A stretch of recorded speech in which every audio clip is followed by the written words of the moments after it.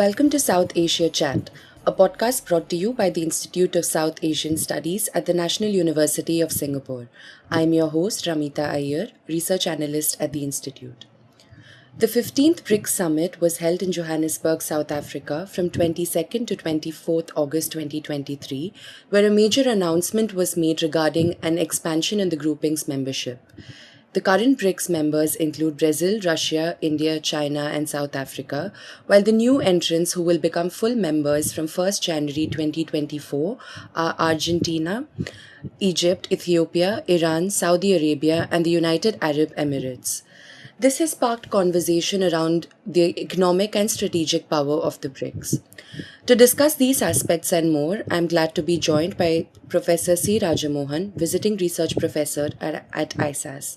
Prof. Mohan, welcome to the podcast. Thank you, Ramita, for inviting me.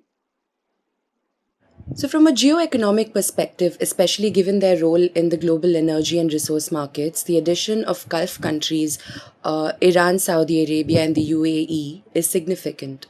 But from a broader view, what is your impression of the economic size and the potential of the expanded BRICS?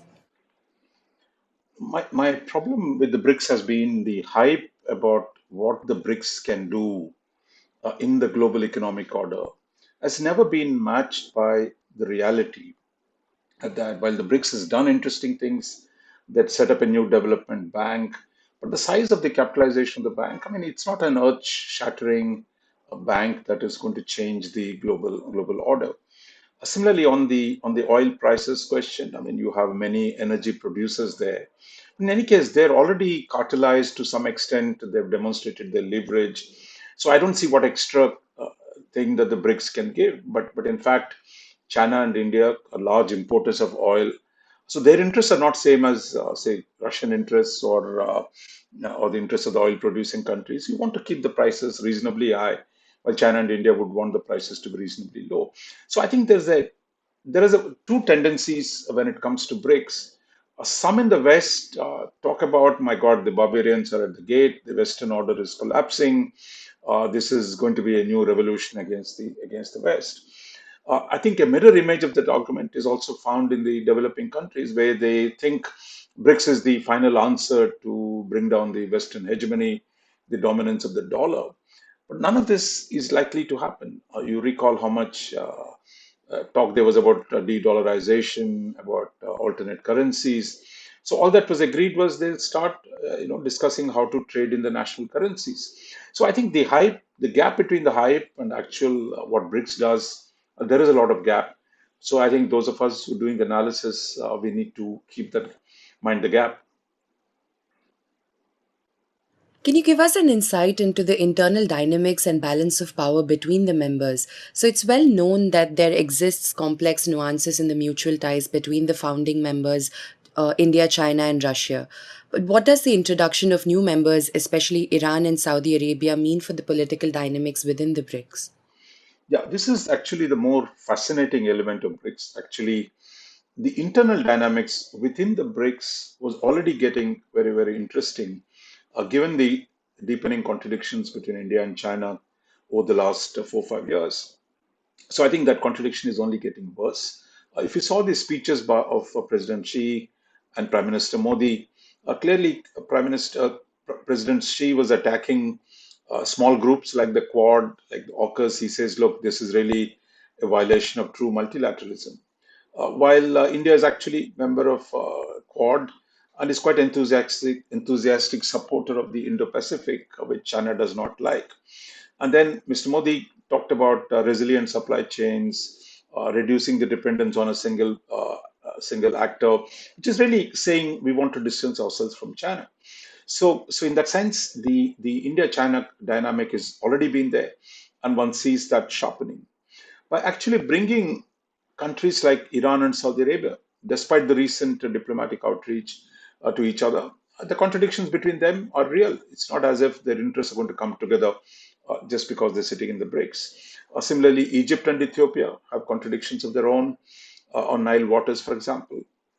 And it's not even clear that United Arab Emirates is totally in alignment with Saudi Arabia. So my sense is it becomes more complex. As you rightly said, it's also a fact that this notion somehow China has won this round and it's now going to be more of an anti-American platform. My sense is that's not really true. Egypt is a close partner of the US, so is Saudi Arabia, so is United Arab Emirates. So these countries can use the BRICS to improve the leverage with the United States. I don't think any of them has an idea to actually abandon the U.S. relationship and line up behind China. So I think we got to give some credit to these countries of the developing world, which are being really, in a sense, realist, quite brutally realist, of calculating their interests and how to leverage the emerging great power rivalries, rather than taking ideological positions of the kind we are familiar with during the Cold War. Focusing a bit more on the supposed strategic win of China against the West, in a recent article that you wrote, you stated that these events don't herald the rise of a post Western global order or a victory for China and Russia to build an anti Western bloc among countries of the global South. Can you elaborate further on this? Yeah, I mean, quite clearly, the contradictions between China and the West have sharpened. So have the tensions between Russia and Europe and the West. So we are really, for the first time since the end of the Cold War, the great power conflict has become very, very sharp. So for countries like India, for example, take the Indian case. India joined the BRICS, or its precursor, the so-called RIC, that is RIC, in the mid 1990s, as a way of hedging against American power. In the 90s, India was worried about US policies on Kashmir. It was worried about US, rolling back India's nuclear weapons program. So they thought they can hedge against American unilateralism by drawing close to Russia and China. But today, for India, the principal security challenges come from China. It is China that supports Pakistan. It is China that blocks India's membership in the Security Council. It is China that that creates problems for India on its boundary. So I think the conditions under which the BRICS was formed as essentially a grouping to promote a multipolar world. While today I think India's interests are largely in promoting a multipolar Asia, where it can have a role rather than live in a unipolar Asia that is dominated by China. So I think quite clearly one of the uh, you know key problems is this issue of India's interests today in the BRICS are very, very different from what they were in the 1990s. It's also possible that as India builds up its cooperation with the United States and stands up to China, actually, the ability of China and Russia to push through an anti American agenda will also get more difficult because India has no desire to turn the BRICS into an anti Western platform. And the fact that you need unanimity, you need everyone has to agree on the platform, already creates complications. And my sense is, I don't think, barring Russia, other countries are going to simply sign up.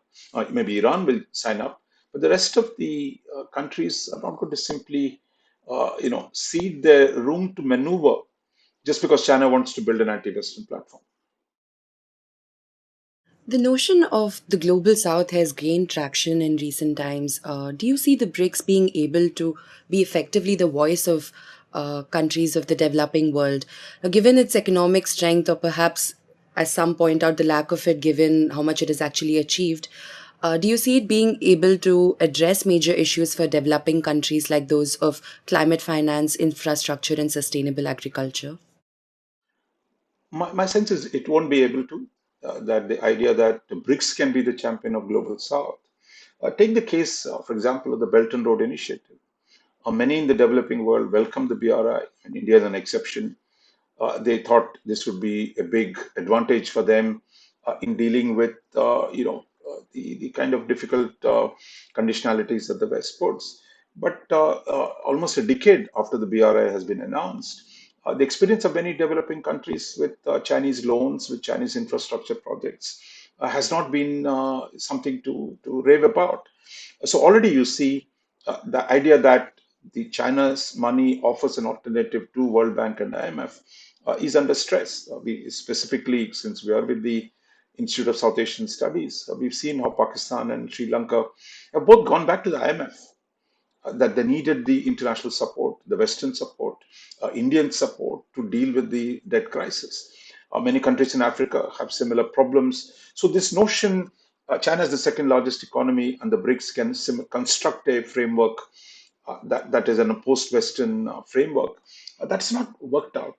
And my sense is if the West is smart, the West is capable of adjusting its policies to deal with this dissatisfaction, then I think it'll get even harder for BRICS to become a post-Western order, to build a post-Western order. And meanwhile, the contradictions within BRICS itself will continue to play out. So, some analysts have also highlighted that the success of the BRICS will depend significantly upon the bilateral ties between India and China. Given this, do you see potential for Beijing and Delhi to increase their engagement through the BRICS and perhaps even move towards improving their ties? We just saw in the Johannesburg summit, it didn't work out. I mean, the idea that the BRICS will provide a platform for India and China to kind of not resolve the boundary dispute. That's not what they were talking about. But they thought they would be able to find a way to ease the tensions, which are really boiled over in the Galwan crisis of 2020. But what we saw in Johannesburg, where the two leaders met, was the diametrically opposed positions on how to bring down tensions on the border. China wants, for example, to India to keep the border issue aside and return to business as usual with China. And India is saying no, resolving the current tensions, that is, going back to the status quo that existed in April 2020, must precede normalization of bilateral relations. So I think there we are. I mean, and then we saw President Xi Jinping actually cancel his trip to India because at least one view is that he didn't want to come to India and when there was no proper bilateral meeting or that there was no progress in the bilateral relationship. So I don't see any improvement of India-China relations in the near term, and I think this is going to be part of the landscape. And meanwhile, with Xi Jinping not in Delhi for the G20 summit this week, we have President Biden is going to be in Delhi, President Macron is going to be in Delhi. You're going to see a lot of sideline activity where we'll see one more bump up in India's relationship with the United States and Europe, and that itself will create more complications for India-China relationship. Prof. Mohan, thank you for being on the podcast. You were listening to South Asia Chat. To learn more about our work, visit us at isas.nus.edu.sg. You can also get updates on social media. We're on Twitter, LinkedIn, Facebook, and Instagram.